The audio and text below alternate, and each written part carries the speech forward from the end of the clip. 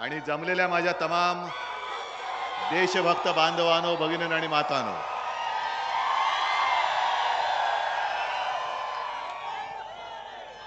मगाशी मशाल प्रज्वलित केली, पण खऱ्या मशाली माझ्या समोर बसलेल्या आहेत.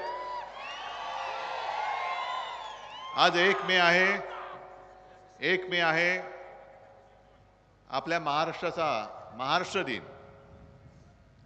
आणि हा महाराष्ट्र दिन नुसता काहीतरी एक दिवस सापडत नव्हता म्हणून नाही केलेला, तर संयुक्त महाराष्ट्रासाठी जो संपूर्ण महाराष्ट्राने लढा दिला, रक्त सांडलं, हुतात्मे दिले, त्या संघर्षाची यशोगाथा सांगणारा आजचा हा दिवस आहे.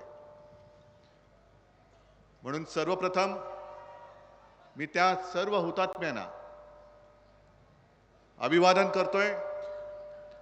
काल मध्यरात्री जाऊन हुतात्म्यांना मी वंदन केलं आणि त्यांच्या चरणी मी शपथ घेतली. ही शपथ तुम्ही घेणार आहात की नाही हा तुमचा प्रश्न आहे.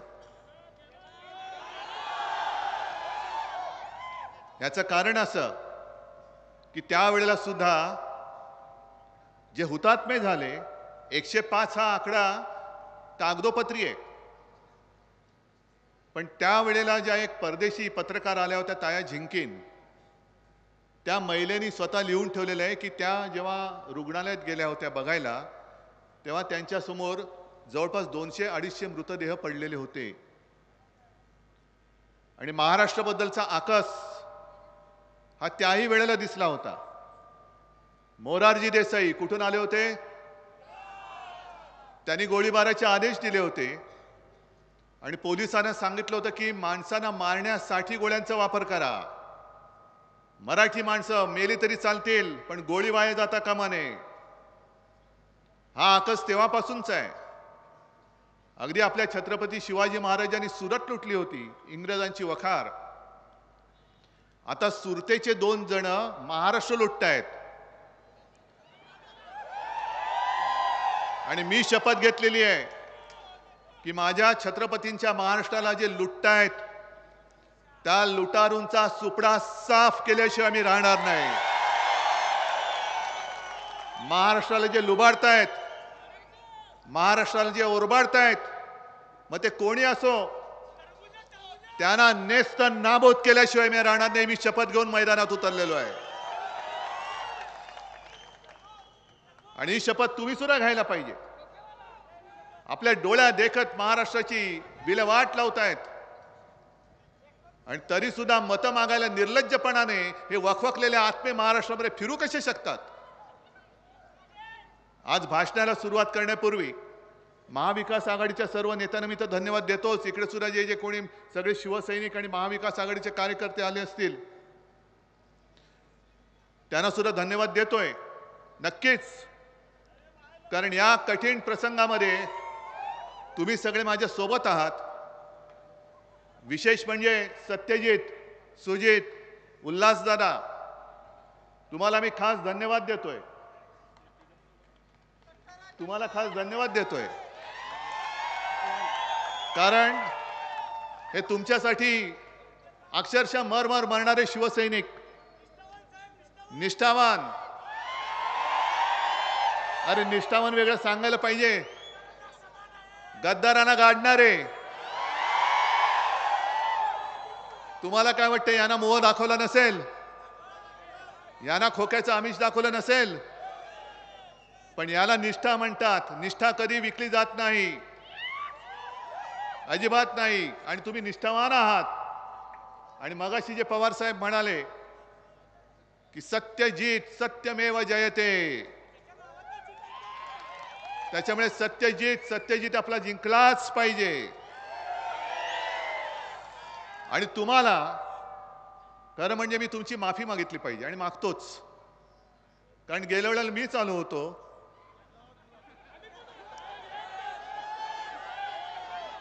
आणि उभा केला होता. मला वाटलं आता नावाप्रमाणे असेल, पण एवढं धैर्य हरणारा माणूस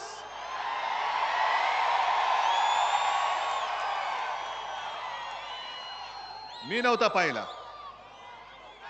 पण गद्दारी झाले ती केवळ माझ्याशी नाही, गद्दारी, डबल गद्दारी झाले. कारण हा तर खोकेबाज निघालाच. पण ज्या मोदी सरकारसाठी, मोदींसाठी आपण मतं मागितली होती, मी मागितली होती, म्हणून मी माफी मागतोय. कारण त्या मोदी सरकारने महाराष्ट्राशी द्रोह केलेला आहे, गद्दारी केलेली आहे. आणि हे तिघही जण इकडे बसलेत माझ्यासोबत. विधानसभेमध्ये त्यांचा पराभव केला गेला. आणि कोणी केला हे मी मुद्दामून बातमी घेऊन आलोय. हे भाजपचे जे नगरसेवक होते कोल्हापूरचे, काय त्यांचं नाव, RD पाटील, त्याने आरडाओरडी केली आता. आणि नाव कोणाचं घेतलंय,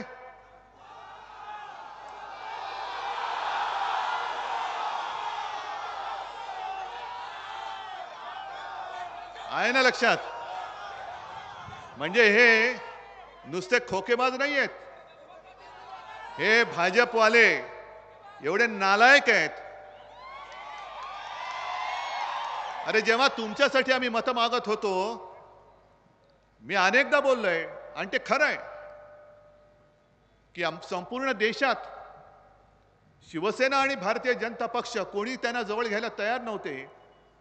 पण शिवसेनेने तुम्हाला खांद्यावरती बसून महाराष्ट्र दाखवला, नाहीतर तुम्हाला खांदा द्यायला आज माणूस महाराष्ट्रात दिसला नसता. पण तुमची निवडणूक असल्यानंतर तुम्ही माझ्या शिवसैनिकांचा वापर करून घेतलात. आणि माझी निवडणूक असल्यानंतर, शिवसैनिकांची निवडणूक असल्यानंतर हे पाडापाडीचे धंदे केले. याचा मी सूड घ्यायला आलेलो आहे. मी सूड घेणार, तुम्ही सुद्धा सूड घेतला पाहिजे. तुम्ही तुमचं सगळं सोनं करून घेतलं असं तुम्हाला वाटलं असेल, पण संपूर्ण महाराष्ट्र तुमच्याकडे बघतोय. आणि जसा तो धृतराष्ट्र होता की कौरव काय करतात त्यांना कळत नव्हतं, तसा हा धृतराष्ट्र नाही, हा छत्रपती शिवाजी महाराजांचा महाराष्ट्र आहे. आणि तो कौरवांच्या बाजूला राहणार नाही, तो सत्याच्या बाजूलाच राहणार आहे. आज सगळीकडे जे मोदी फिरतायत, नकली सेना, नकली सेना, ही बघा ना काय ती सेना, कुठे कुठे जाल तिकडे सेनाच सेना दिसते. पण हे ते जे बोलतायत, हेच तर त्यांचं उद्दिष्ट आहे. हेच तर त्यांचं उद्दिष्ट आहे. तुम्ही मला सांगा की सर्वोच्च न्यायालयाने इथल्या या लवादाचं कानपट फोडलेलं आहे. अगदी मला गादीवरून खाली खेचलं, स्वतः बसले उडी मारून. त्यांची सगळी पोरं टोरं चालतात, कोण मंत्री होतंय, कोण आमदार होतंय. पण शिवसेना प्रमुखांचा पुत्र बसला, तू नाही बसायचं, तू खाली बस म्हणून ज्या घराण्याने सगळं काही यांना दिलं त्याला तुम्ही खाली खेचलात. गद्दारी तर केलीच. पण सर्वोच्च न्यायालयाने जे सांगितलं की हे गद्दार आहेतच, पण या गद्दारांचे बाप जे दोघ जण दिल्लीत बसलेत ते सुद्धा महाराष्ट्राचे गद्दार आहेत. कारण सर्वोच्च न्यायालयाने जे निरीक्षण नोंदवलेलं आहे त्यांनी सांगितलं की इथल्या राज्यपालांनी चुकीचं काम केलेलं आहे. मी राज्यपाल त्यांना कधी मानलंच नाही, मी त्यांना कोश्यारी म्हणूनच म्हणतो, कारण राज्यपालांचा मी अपमान करू इच्छित नाही. ते घटनात्मक पद आहे. पण घटनात्मक पद म्हटल्यानंतर त्या पदाचा अपमान होऊ न देणं हे त्या खुर्चीवरती बसलेल्या माणसाने सुद्धा बघायला पाहिजे होतं. पण जसा दिल्लीवरनं त्यांच्या मालकाने यांना फोन करून सांगितलं त्याप्रमाणे तो कोश्यारी वागले. ते आपलं सरकार बरखास्त करण्यासाठी त्यांनी विधानसभेचं अधिवेशन बोलवलं. मग कोर्टामध्ये आपण गेलो, मग लवाद नेमला गेला. लवाद यांचा कोण, चमचाच, तो नार्वेकर. आणि कोर्टाने सांगितलं की विधानसभेच्या लोकप्रतिनिधींच्या संख्येवरनं पक्ष कोणाचा ठरवता येत नाही. हा बघा माझा पक्ष माझ्या समोर बसलेला आहे. अजूनही सर्वोच्च न्यायालयाने निकाल दिलेला नाही. निवडणूक आयोग ह्यांचा घरगडी, लवाद ह्यांचा घरगडी. त्यांनी जे सांगितलं त्याच्याप्रमाणे त्यांनी निकाल देऊन टाकला. पण जेव्हा आता काही काळ असलेले पंतप्रधान मोदी म्हणतात की नकली सेना आहे, म्हणजे सर्वोच्च न्यायालयावरती मोदी दडपण आणतात, दबाव आणतात, असा माझा जाहीर आरोप आहे. म्हणजे सर्वोच्च न्यायालयाने काय निकाल द्यायला पाहिजे हे मोदी सांगणार असतील तर हुकुमशाही म्हणतात ती यालाच म्हणतात. आणि सर्वोच्च न्यायालयाने मी जाहीर विनंती करतोय की तुम्ही अजून निकाल दिलेला नाहीत. तुम्ही वेळोवेळी हे कसं चुकलेलं आहे हे सांगितलेलं आहे. असं असून सुद्धा जेव्हा पंतप्रधान पदावरती बसलेला दुर्दैवाने एक माणूस माझ्या पक्षाला नकली सेना म्हणतो, म्हणजे हा तुमच्यावरती दडपण आणतोय, दबाव आणतोय, तुम्ही या महाशयना वेळेत आवरा. हे दबाव आणण्याचं राजकारण आहे. मधल्या काळामध्ये न्याय व्यवस्था हातात घेत होते किरण रिजिजू होते तेव्हा. आणि मला अभिमान आहे की बाकी कोणी किती विकले गेले असतील तरी सर्वोच्च न्यायालय अजून विकले गेलेलं नाही, ते यांचा गुलाम झालेला नाही, याच्याबद्दल मला अभिमान आहे. न्यायमूर्तींवरती तुम्ही दडपण आणायला लागलात. तुम्ही तुमच्या मर्जीप्रमाणे पक्ष कोणाचा हे ठरवायला लागलात. अहो, जेव्हा शिवसेनेची स्थापना झाली 1966 साली, तुम्हाला काय माहिती आहे मोदीजी, आज 1 मे आहे. त्या संयुक्त महाराष्ट्राच्या चळवळीमध्ये माझे आजोबा हे अग्रणी होते. प्रबोधनकार ठाकरे, संपूर्ण आमचं घराणं, आमच्या पिढ्या या महाराष्ट्राशी समरस झालेल्या आहेत. आणि ही जनता इकडे जमते. आज तुम्ही माझा पक्ष काढलात, माझं चिन्ह काढून टाकलं, तरी सुद्धा मी जातोय तिथे महाराष्ट्रात कानाकोपऱ्यामध्ये माझ्यावरती प्रेम करणारी लाखो करोडो लोक अजून आहेत, आजही आहेत. हे माझं कर्तृत्व नाहीये, ही माझ्या वाडवडिलांची पुण्याई आहे. त्यांनी माझ्यावरती जे संस्कार केले, त्यांनी जे तुमच्यासाठी सगळं काम केलंय, म्हणून आज उद्धव ठाकरे याला किंमत नाहीये. उद्धव बाळासाहेब ठाकरे यांना किंमत आहे. आणि ती जी संपूर्ण जी काय वाटचाल मी सांगितलं ना, मोरारजी देसाई तुमच्याच गुजरात मधला, त्यांनी मराठी माणसांवरती अमानुष गोळीबार केला होता आणि पोलिसांना आदेश दिले होते, गोळ्या माणसांना ठार मारण्यासाठी वापरा. म्हणजे ह्या सगळ्या गोष्टी मी माझ्या आजोबांकडून ऐकलेल्या आहेत, त्या पुस्तकामध्ये पण आहेत. एवढे अत्याचार तेव्हा करत होतं हे मोरारजी देसाईचं सरकार. मुंबईमध्ये लालबाग परळचा तो कामगार वस्तीचा पूर्ण परिसर अख्खा महाराष्ट्रच पेटला होता. पण जसं आता त्या उत्तरेतल्या शेतकऱ्यांवरती ड्रोन मधून अश्रुधुरांचे गोळे सोडले, तसे मोरारजीचे नरराक्षस पोलीस त्या लालबाग परळच्या चाळींवरती जाऊन खिडक्यातनं अश्रुधुराच्या नळकांड्या आतमध्ये मारायचे. मग एक चाळीतल्या खोल्या ते किती 10 बाय 10, त्याच्यामध्ये अनेक महिला, काही महिलांची तानी बाळ, कोणाचं 1.25 महिन्याचं, कोणाचं वर्षाचं, ते गुदमरायला लागले. आणि गुदमरायला लागल्यानंतर महिला रणरागिणीसारख्या पोलिसांसमोर बाहेर आल्या आणि सांगितलं, असे नामर्दासारख्या काय गोळ्या घालता, आम्ही समोर आलोत, मारा गोळी आमच्यावर, आम्ही मरू पण मुंबई घेतल्याशिवाय आम्ही राहणार नाही. अशा एका त्वेषाने आणि चिडीत नाही मुंबई घेतली आपण. आणि ती मुंबई हे 2 ढोकळेबाज तिचं महत्व मारायला निघाले. महाराष्ट्रामध्ये येणारे सगळे उद्योग धंदे कुठे गेले? सगळे वेदांत फॉक्सकॉन गुजरातमध्ये, बल्क ड्रग पार्क गुजरातमध्ये, मेडिकल डिव्हाइस पार्क गुजरातमध्ये, टाटा एअरबस गुजरातमध्ये, सगळे गद्दार गुजरातमध्ये. बरं, आणखीन एक उद्योग येतोय टेस्लाचा. टेस्ला, पण त्या माणसाला, तो हुशार माणूस एलॉन मस्क, कारण त्याला माहिती आहे की आत्ता जर तो आला असता तर त्याला पण गुजरातमध्ये नेला असता. कारण मुंबईचा हिरे व्यापार हा गुजरातला घेऊन गेले, मुंबईमध्ये होणारं वित्तीय केंद्र ते गुजरातला घेऊन गेले. आणि जिकडे आपण ते वित्तीय केंद्र करणार होतो तिकडे बुलेट ट्रेन आपल्या माथी मारली. पण तो मस्क बाबा खरंच हुशार आहे, कारण त्याला गुजरातला जायचं नाहीये. आणि त्याला कळलं की आता देशामध्ये सरकार बदलतंय, यांचं या दळभद्रांचं सरकार परत महाराष्ट्रात काय देशात येत नाहीये, इंडिया आघाडीचं सरकार येत आहे. आणि म्हणून त्यांनी भेट जो घेणार होते इकडे येऊन, ती भेट त्यांनी पुढे ढकलली, चीनमध्ये जाऊन बसलेत. हे आता जगभर झालेलं आहे की देशातलं सरकार बदलतंय, देशामध्ये लोकशाही पुन्हा येते, हे जगभर झालेलं आहे. आणि मोदीजींना मी सांगतोय की मोदीजी, तुमच्या जर का आता फालतू गप्पा झाल्या असतील ना, फालतू गप्पा कोणत्या? कारण हे मोदी सरकार नाहीये, हे गजनी सरकार आहे. हे गजनी सरकार आहे. कारण त्यांना काल काय बोलले ते आज आठवत नाही, 14 साली काय बोलले होते ते 19ला आठवत नाही, 19ला काय बोलले ते 24ला आठवत नाही. उद्या तर लोक तुम्हाला विसरून जातील, तुम्हालाच लोक विसरतील. जा काळाच्या पडद्याआड. विस्मृतीच्या पडद्याआड. कारण महत्वाचे जे विषय होते, फालतू जे आता IPL चालू आहे, मग आपण बघत बसतो वाईड बॉल टाकलाय का, नो बॉल टाकलाय का. हे क्रिकेटमध्ये होतं, पण मोदींचं आता राजकारणात होतंय. वाईड बॉल काय टाकतायत, नो बॉल काय टाकतायत, हिट विकेट काय होते. अगदी फुटबॉलच्या मॅच मध्ये जसं होतं ना सेल्फ गोल, तसं मोदी सेल्फ गोल मारतायत. कारण आधी ते म्हणाले काय की 400 पार, 400 पार म्हणाल्यानंतर तुम्ही काय बोललात, तडीपार. मग घराणेशाही काढली. मी उभा राहिलो त्यांच्यासमोर, होय मी घराणेशाहीचा वारस आहे, मी माझ्या 7 पिढ्या दाखवतो, मोदीजी तुम्ही तुमच्या 7 पिढ्या दाखवा. आणि मग घराणेशाहीमध्ये तुमच्या मित्राचा अमित शहाचा जय शहा कसा त्या क्रिकेट कंट्रोल बोर्डाचा अध्यक्ष होतो ते आम्हाला सांगा. पण पण आता त्यांनी काय काढलं, भटकती आत्मा. आणखीन काय, मग कोणी काय खायचं, कोण मांस खातं, कोण मटण खातं. अहो मोदीजी, गायीवरती बोलताना जरा महागाईवरती बोला, महागाईवरती बोला.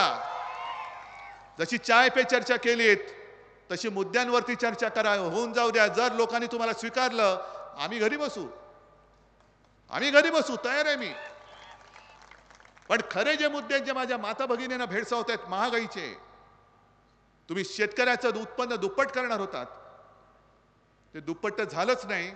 पण शेतासाठी जी काय अवजारं लागतात, बी बियाणं लागतं, खतं लागतं, याच्यावरती GST अशी लावलेली आहे की त्याच्यामध्ये शेतकऱ्याचा दम निघतो. म्हणून मी शिवसेनेच्या वचननाम्यात म्हटलं की शेतकऱ्यासाठी जी लागणारी अवजारं आहेत, बी बियाणं असेल, खतं असतील, कीटकनाशकं असतील, औषधं असतील, त्या सगळ्यांवरचा GST आम्ही माफ केल्याशिवाय राहणार नाही. आम्ही महाराष्ट्राचं लुटलं जाणारं वैभव हे तर थांबवूच, पण लुटलेलं वैभव आम्ही परत महाराष्ट्रात आणल्याशिवाय राहणार नाही. GSTचा त्रास हा शेतकऱ्यांना होतोय, सर्वसामान्यांना होतोय, व्यापाऱ्यांना होतोय. व्यापाऱ्यांना सुद्धा मी सांगतोय, तुम्ही असाल गुजराती असाल, आमचं काही त्याच्यावरती ना नाहीये. जे मी काय बोलतोय मोदीजी सगळं गुजरातला नेलं, हे सत्य आहे का खोटे तुम्ही सांगा. पण याचा अर्थ असा नाहीये की मला गुजरात बद्दल काहीतरी द्वेष आहे, गुजरात माझा शत्रू नाही. गुजरात सुद्धा माझा आहे, गुजरात सुद्धा आमचा आहे. महाराष्ट्रामध्ये जे वर्षानुवर्ष गुजराती माता भगिनी बांधव राहत आहेत ते सुद्धा आमचेच आहेत. आणि इंडिया आघाडीचं सरकार आल्यानंतर जे गुजरातच्या हक्काचं असेल ते आम्ही जरूर देऊ, पण माझ्या महाराष्ट्राच्या तोंडातला घास काढून तुम्ही जो देताय तो आम्ही थांबवू. एक तर तुम्ही काही देत नाही यात. इकडे दर वेळेला आलो की वस्त्रोद्योगाचं काहीतरी एक अडचण असतेच, काहीतरी म्हणजे तीच कोणी सोडवायची. केंद्र सरकार म्हणून ते काही बसतात इकडे, आल्यानंतर सांगतात की आम्ही असं करू, आम्ही तसं करू. जा ना इथल्या खासदाराला म्हणा, दिल्लीत तू जाऊन काय काय केलंस त्याचा कार्य अहवाल दे. एकदा तरी माझ्या इचलकरंजीच्या या यंत्रमागाबद्दल तोंड तरी उघडलं होतंस का सांग. पण मुंबईमधलं वस्त्रोद्योगाचं आयुक्तालय सुरे हे मुंबई बाहेर घेऊन गेले. एवढा आकस, एवढा द्वेष. शेतकऱ्याचं तुम्ही काय स्वतःला समजता कोण. मी आज पेपरमध्ये वाचलं की इथे ऊस उत्पादक शेतकरी मोठा आहे, आम्ही FRP दिला, अमुक हे दिलं ते दिलं. अहो मग गेल्या वर्षी तुम्ही त्या इथेनॉलला बंदी का केली होती. ऊसापासून, ऊसाच्या रसापासून जो इथेनॉल बनतो त्याला बंदी करून तुम्ही कोणाच्या खिशात कोणाचा इथेनॉल म्हणून पर्याय कोणाचा विकून देणार होतात. मादी निर्णय घेतलात का आणि मागे का घेतलात. तुम्ही शेतकऱ्याला हमीभाव देऊ म्हणालात होते, आज आम्ही म्हणतोय की आम्ही हमीभाव देणार. एवढंच नाही तर मी महाराष्ट्रामध्ये जेव्हा फिरतोय, संपूर्ण विदर्भ झाला, मराठवाड्यामध्ये परत अजून निवडणुका आहेत, जळगावमध्ये जाणार आहे, रायगड आहे, सगळीकडेच आहे. पण शेतकरी अर्धा कुठे मरतो. जसं कापूस उत्पादक आहे, कापसाचं उत्पादन काढतो, पण कापूस साठवून ठेवायला त्याला जागाच उरत नाही. आणि एका शेतकऱ्याची माझ्याकडे प्रतिक्रिया आली जळगावच्या. तो म्हणाला कापूस ठेवायला जागा नाही, संपूर्ण अंग खाजायला लागलं, आम्ही करू काय. त्या सर्व शेतकऱ्यांना आम्ही गोदाम निर्माण करून देऊ. गोदाम ठेव दादा, तुझा माल तुला घरी ठेवायला जागा नाही ना, तुझ्या नावाने या गोदामात ठेव, जेव्हा तुला विकायचं तेव्हा तू विक. शीतगृह बांधून देऊ. आणि मोदीजी तुम्ही आज जे सगळीकडे म्हणताय, शेतकरी शेतकरी. मग ते काळे कायदे का आणले होते तुम्ही? का त्याच्याबद्दल तिथल्या उत्तरेतल्या शेतकऱ्यांनी रस्त्यावरून आंदोलन केलं होतं? का तिथल्या शेतकऱ्यांना तुम्ही 7-8 महिने हे उन्हातान्हात पावसात थंडीमध्ये तसंच ठेवलं होतं आणि त्याच्यामध्ये जवळपास 700 शेतकरी हे तडफडून गेले?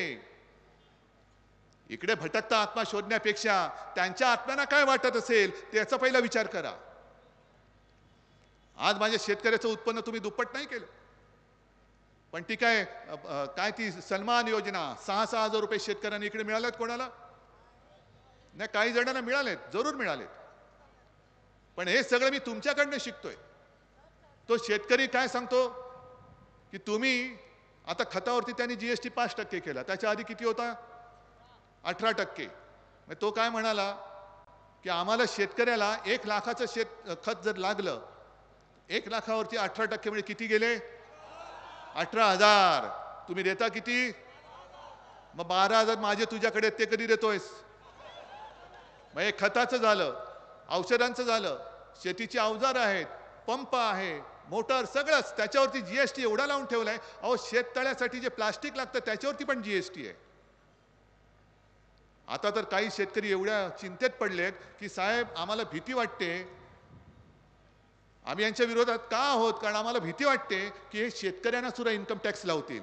लावू शकतात, लावू शकतात. कारण ज्या पद्धतीने यांचं सरकार चाललेलं आहे. अहो, यवतमाळमध्ये मी गेलो होतो. यवतमाळमध्ये दाभाडी नावाचं एक गाव आहे. तिथे 14 साली आपले मोदीजी आले होते आणि चाय पे चर्चा.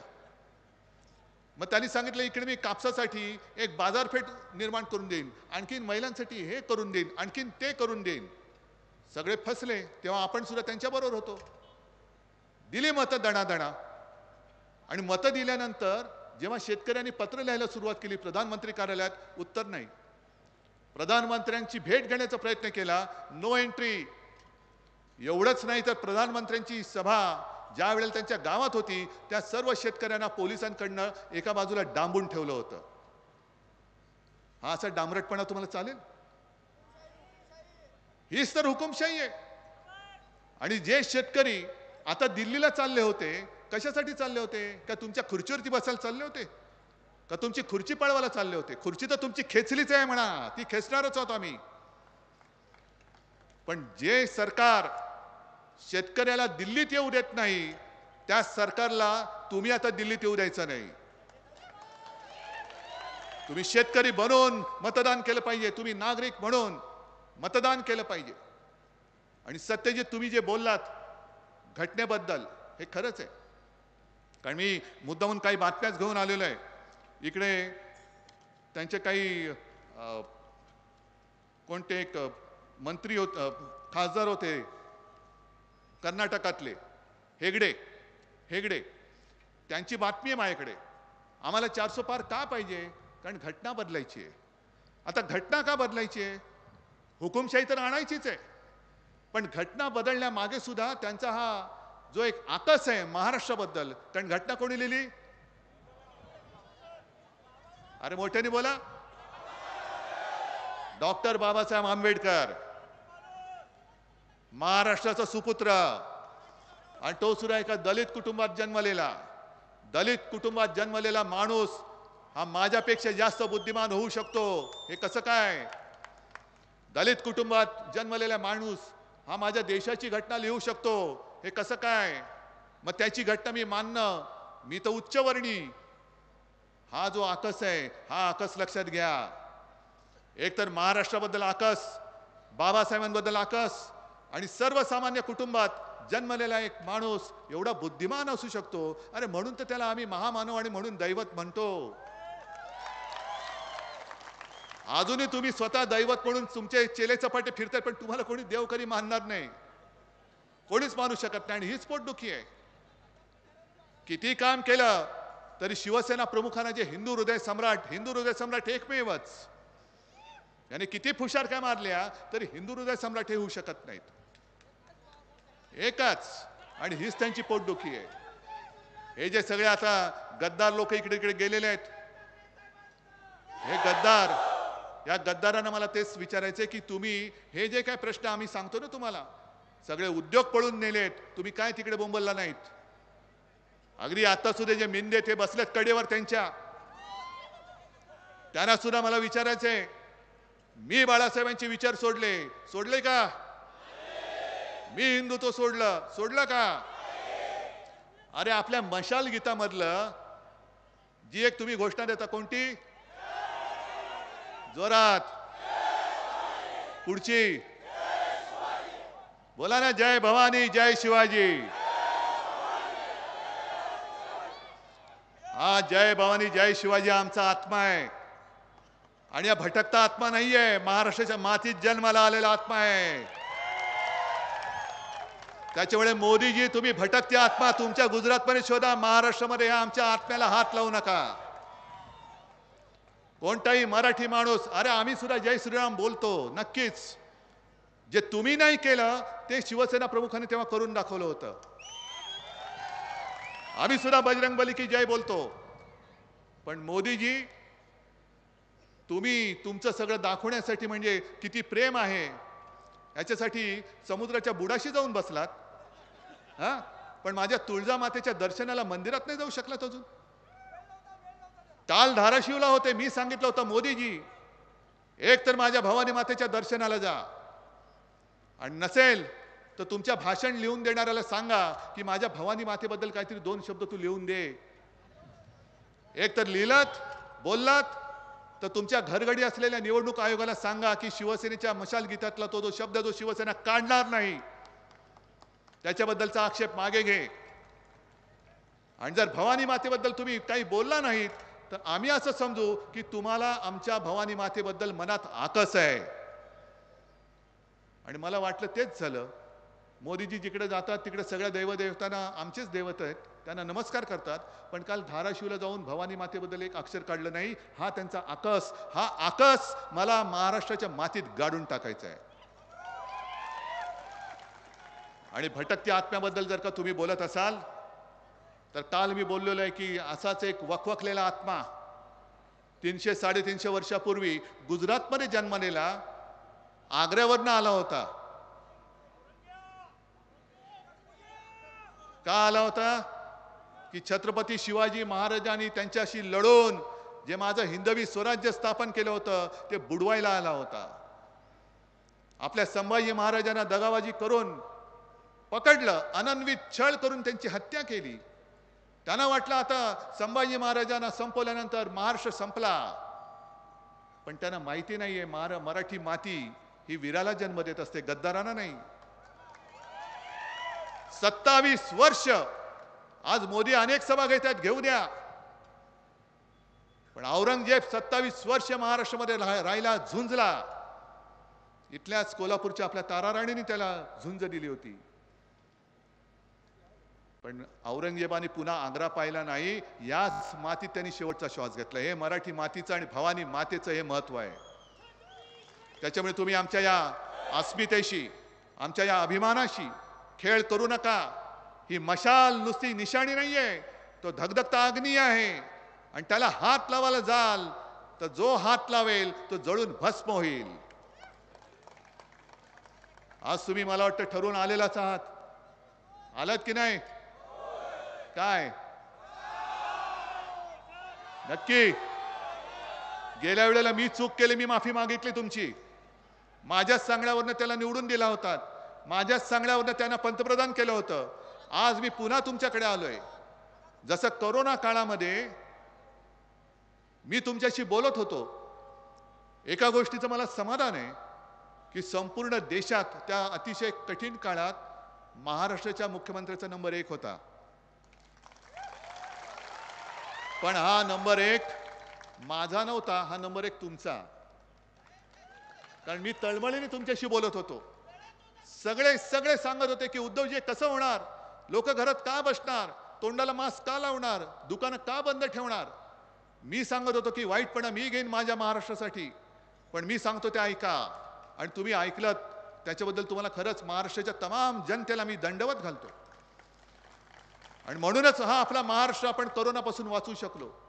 आज पुन्हा त्याच तळमळीने मी तुमच्यासमोर हात जोडून उभा आहे. या हुकुमशहाच्या व्हायरसला आता गाडून टाका. जसं तेव्हा मी सांगत होतो की 2 हाताचं अंतर ठेवा, तसं या भाजपच्या व्हायरस पासून 10 हाताचं अंतर ठेवा, 10 हाताचं. आणि मला खात्री आहे की तुम्ही सगळेजण, मला एका गोष्टीचा नक्कीच अभिमान आहे की आजपर्यंत कदाचित कोणत्याही मुख्यमंत्र्याच्या नशिबी आलं नसेल असं भाग्य माझ्या नशिबी आलं की तुम्ही सगळे मला कुटुंबातला एक मानायला लागलेले आहात. माझा, मी तुमचा परिवार. कारण मीच ती एक संकल्पना आणली होती, माझे कुटुंब माझी जबाबदारी. नुसतं मेरा परिवार म्हणून मी सोडून नाही दिलं. परिवार की जिम्मेदारी भी मैंने ली थी, आज भी लेने के लिए मैं समर्थ हूं और आज भी मैं ले रहा हूं. त्याच तळमळीने मी तुम्हाला सांगतोय की आजपर्यंत आपण फसलो. आपल्याला कळलंच नाही की आपला चेहरा वापरून महाराष्ट्राला मुळापासून हे कसं नासून टाकतायत, महाराष्ट्राची संपूर्ण तंगडतोड करतायत, लुळापांगळा करतायत. आता या महाराष्ट्राला लुळापांगळ करणाऱ्या आणि ओरबाडणाऱ्या हुकुमशाहीला यापुढे एक सुद्धा मत मिळता कामा नये. अगदी माझ्या इथे आले असतील किंवा चॅनलवरनं भाजपचे काही लोक असतील, RSSचे सुद्धा लोक असतील, त्यांना सुद्धा सांगतोय, अहो तुम्ही कशाला आमंत्रण देताय ते बघा. असं काही नाहीये की ही लोक माझ्या सभेत आले ह्यांनाच महागाईने ग्रासलंय. असं काही नाही की इथे माझ्या सभेला आलेले शेतकरी त्यांनाच संकट आलेत. गॅस माझ्याच लोकांना मिळत नाही असं नाहीये. हे संकट संपूर्ण देशभर आहे. कारण ते कोणालाच कोणाचं आपलं मानायला तयार नाहीयेत. आणि म्हणून या देशासाठी, या देशाच्या उज्ज्वल भवितव्यासाठी, म्हणजे तुमच्या पुढच्या पिढ्यांच्या उज्ज्वल भवितव्यासाठी आता जी हातामध्ये मशाल घेतलेली आहे ही मशाल सोडू नका. आणि आपल्या सत्यजित आबाला समोर जे जे असतील, आहे सगळ्यांचा मी मान राखतो. शेतकऱ्यांसाठी कोणी लढत असेल, अरे शेतकऱ्यांसाठी मी स्वतः लढतोय, तुम्ही लढण्याची गरज नाही. शेतकऱ्यांना हमीभाव देण्याचं वचन मी देतोय. शेतकऱ्यांना कर्जमुक्त मी केलं होतं आणि पुन्हा सत्ता आली तर परत करून दाखवेन. शेतकऱ्यांची जबाबदारी मी घेतोय. त्याच्यामुळे शेतकऱ्यांच्या मतांची विभागणी होऊ देऊ नका. देश विदेशातील प्रत्येक घडामोडींचे लाईव्ह अपडेट मिळवण्यासाठी आता साम टीव्हीच्या सर्व सोशल मीडिया प्लॅटफॉर्मला लाईक, फॉलो आणि सबस्क्राईब करा. तसंच सर्व नोटिफिकेशनसाठी बेल आयकॉन प्रेस करायला विसरू नका.